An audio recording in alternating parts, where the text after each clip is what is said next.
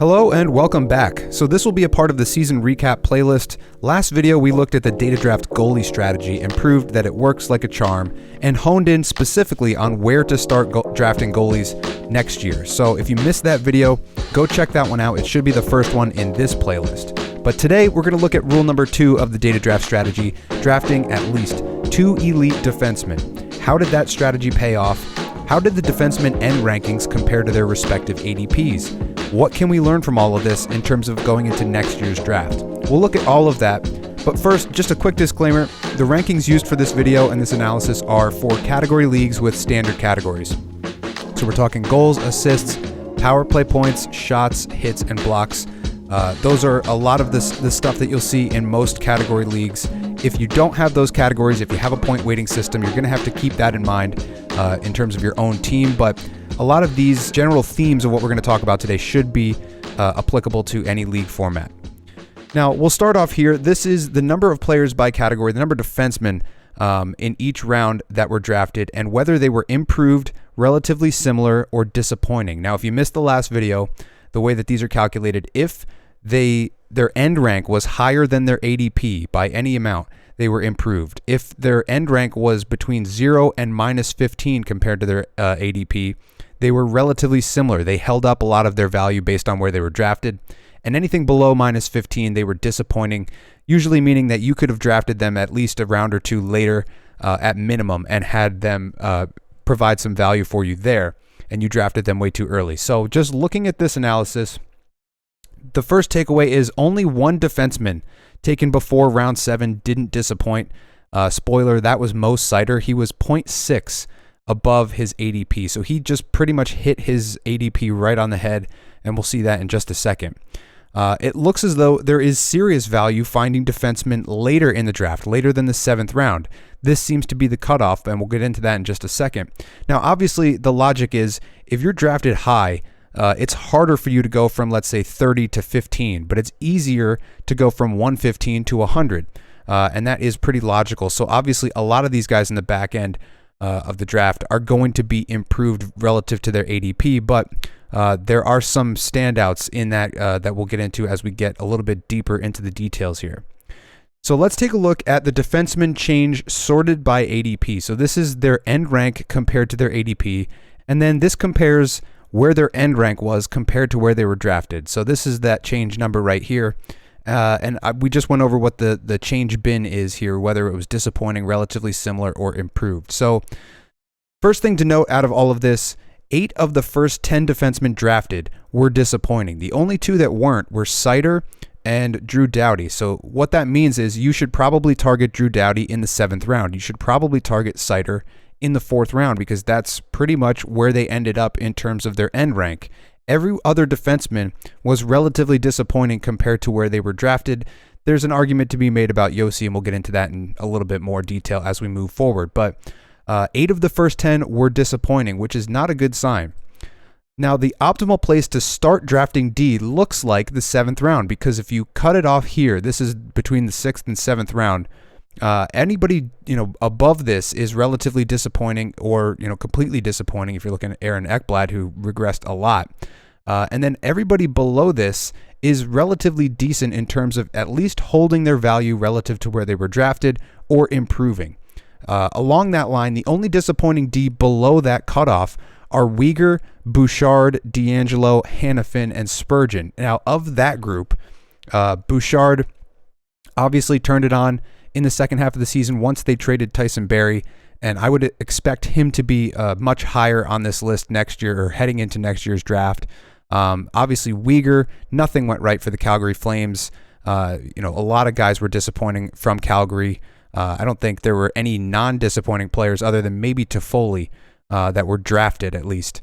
Everybody else in this range below this green line is relatively similar or improved except for these guys right down here. So that shows you that there's a lot of defenseman value to be had in this part of the draft. This is where you should start trying to stack your D2, D3. I wouldn't necessarily pass up on some of these guys, and we'll get into that in just a second. Now, as we move through this is defensemen sorted by end rank. So this is how they ended up at the end of the season. Again, standard categories league, goals, assists, power play points, shots, hits, and blocks, all going into this end rank.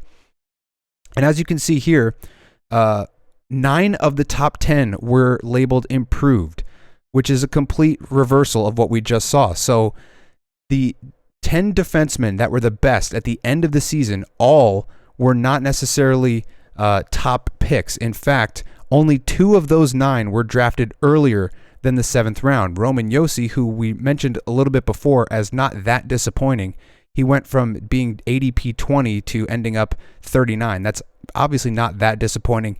He missed a ton of time at the end of the year. That might have been disappointing if you owned him, especially because they just could not get him into the lineup during your fantasy championship. So that might have been disappointing. But other than that, he held up his end of the bargain. Now, only 4 defensemen in the top 200 weren't drafted at all, which is Adam Larsson, McNabb, Peak, and Sanderson. And you can see one of them here. The rest of this is cut off. This is just a look at the top 200 overall players in fantasy. And only 4 of those guys weren't drafted at all. Adam Larsson being the most improved and the most ownable, mainly for hits and blocks, but also put up some assists and some offensive production playing with Vince Dunn. So what that means is you're not going to find a lot of these guys on the waiver wire. You do have to draft them. Unlike goaltenders, unlike assist-heavy, power play-heavy centers, you're going to have to draft these defensemen later in the draft. So that seems to be that post-7th round cutoff is where you should start looking for a lot of these guys and hope that they can do what this group did in terms of improving all the way into the top 10 defensemen in the league. Now, this is the Data Draft Player Hub. The defenseman rankings that I calculate based on all of those categories that we just mentioned, but this kind of does factor in man games lost to injury. So Cale Makar, number 1 in the league. He was top 3 overall in the league with Dahlin and Austin Matthews overall for in terms of being a complete player. That's what this rating is. It's a measure of how complete a player is across all 6 of those offensive categories, and that is what you're getting out of Cale Makar. He does everything. So even though he did miss time, if he didn't, he would have been D1, and you wouldn't have been disappointed with that draft pick, which means as we look at this, some of the takeaways, if you want one of those top 5 defensemen, you do have to draft one of them before the 7th round cutoff that we just talked about, because obviously 4 of these top 5 were drafted before the 7th round. Dahlin was right around the 7th round, if not in the 7th round. Everybody else was before the 7th round, and if you want one of these top 5 guys, and you do want one of those top 5, you have to get them before the 2nd round. So that's the first takeaway. The second takeaway, there's plenty of amazing value on defense later in the draft. 12 of the top 50 on this list were drafted in the first 7 rounds. The remaining 38 defensemen weren't. So that's 76% of the top 50 defensemen on the Data Draft Player Hub were not drafted. Were not drafted in the first 7 rounds. So what that tells us is that's where you're going to have to start looking for D, and that's where you can find a lot of value. Now, only 2 D in this top 50 list were not drafted at all. You're looking at Mike Matheson and Ty Smith. That's a sample size bias here. Smith didn't play a lot, but when he did, he was PP1 quarterback for Pittsburgh with Letang and Petrie out. So his number rocketed up from that small sample size, something to keep an eye out for if he gets called up at the beginning of the season next year. And Matheson was really good after returning from injury, which he had earlier in the season. He was one of the best defensemen towards the second half of the season, and we'll probably get into that during the second half analysis video. But when we do the forward analysis, we likely find that you can find elite forwards and goalies on the waiver wire, but you can't necessarily find those D, as only 2 of these 50 were not drafted at all. So that is something to keep in mind. You don't want to push your D all the way to the end and then forget and then try to pick some up off the waiver wire. You do have to account for that during your draft. Now, on this channel, I suggested you draft 2 elite defensemen in the first 5 or 6 rounds. Why? How did that work out for me as a strategy? This is the THHL, which is the main money league I'm in, and the league that I featured for my analysis for the 2 elite defensemen video last season. And here the takeaways are each of the top 3 teams drafted 2 D in the first 7 rounds. Each of those D, except maybe Uyghur, was a power play 1 quarterback on their respective team. Now, the second takeaway, each of these top 3 teams drafted 5D in total and found excellent value with their later round picks. So for me, Zach Werenski was really good until he got hurt. I held Gudas all the way to the end, except for the last week when he didn't have a favorable schedule. And McAvoy was a huge home run in the 12th round. Obviously, he was injured for a little bit, came back a little bit earlier than expected, and was fantastic. This player, the crash line, got Erik Karlsson in the 14th round. Dobson in the 8th round is good value as well. And then Toe Dragons with Chikrin, huge shot volume guy. Josh Morrissey in the 11th round. So some excellent value after the 7th round was making the difference with a lot of these guys, and 5D total for each team. So those are the 2 takeaways from this one. What about another league? This is the Data Draft League from the Discord members. It's a 10-team points league. You can see the point weighting over here on the right. A couple takeaways from this. So I went for elite forwards and my G1 in the first 5 rounds, which is, a little bit why I ended up with a lot of younger defensemen. That was my theme here, going with young D who quarterback a power play 1, and I hit on almost every pick. Dahlin was fantastic. Heiskanen, both of those guys could have been Norris Trophy candidates. Morrissey in the 12th, Sergachev in the 15th. Shabbat was the only question mark in terms of was he effective or not, but everybody else, I pretty much hit a home run on all of these picks, which is rare. You don't want to necessarily do this. This was not necessarily the strategy I wanted. I would have preferred to get a defenseman a little bit earlier, but look at the talent that I racked up in the first 5 rounds. Maybe that is why I ended up first place. If you look at the second place team, they did draft a defenseman, and that was the wrong guy to choose in the 2nd round. Quinn Hughes in the 5th is fine. And then finding excellent value with Erik Karlsson in the 12th. That was probably what made up for this Aaron Ekblad pick. So if you just swap Karlsson and Ekblad, it all works out. Then this 3rd place team, Krakelak, he chose a D every other round in 3, 5, and 7, and then the 10th round. Very safe hits and blocks volume options, Nurse, Trouba, etc. Siders, very good at all that. Morgan Riley's your power play quarterback. Maybe not the best guy to choose for that, but still. Getting a little bit of everything and stuffing the peripherals, the hits and blocks really well. That was the strategy for this player, and he did really well, ending up 3rd overall. I believe he finished 1st in the regular season too, so that I could be wrong about that, but this is how the Data Draft League broke down. Let's take a look at a couple other leagues very quickly. This was the face-off league that I was in. I've talked about a couple times. The main takeaways here, D are less important in this point weighting format, which is why you need to pay attention to your point weighting. Shots on goal, 1 point. Face-offs, hits, blocks, all 1 point. So that kind of makes things a little bit different. My whole strategy was filling every offensive position with a guy who takes face-offs, because if you're getting 1 point per face-off win, even if a player does nothing except win face-offs and they win 10 to 15 per game, you're getting 10 to 15 points, and the most elite level wingers who don't take face-offs are getting about 10 points. So that kind of threw everything out of whack. This whole format will be looked at over the summer. Just for context, Dougie Hamilton was the number 1 ranked defenseman in this league format, and he was 115th overall. Cale Makar was D13 and ranked 173rd overall. So this is definitely a weird scoring system, and obviously you have to adapt for that. So that's the lesson here. Adapt everything to your league format, because this does make a difference. I picked Yossi here. I was not disappointed with that until the end when he didn't play for me and I ended up losing. Gudas I held on to all year for hits. Faravari I went for in terms of hits as well.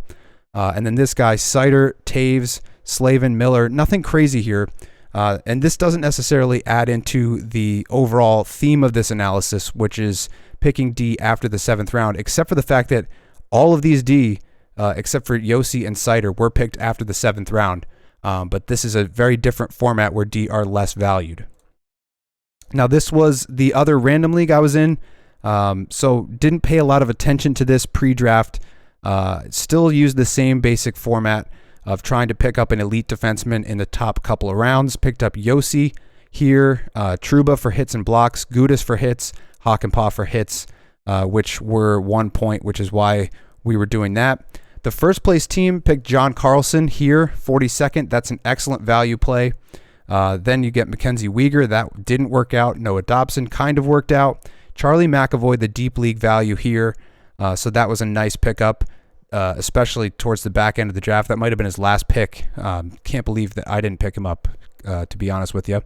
Chris Letang in the 6th for the Devil's Advocate. Faravari for hits. Justin Falk, Neil Pionk.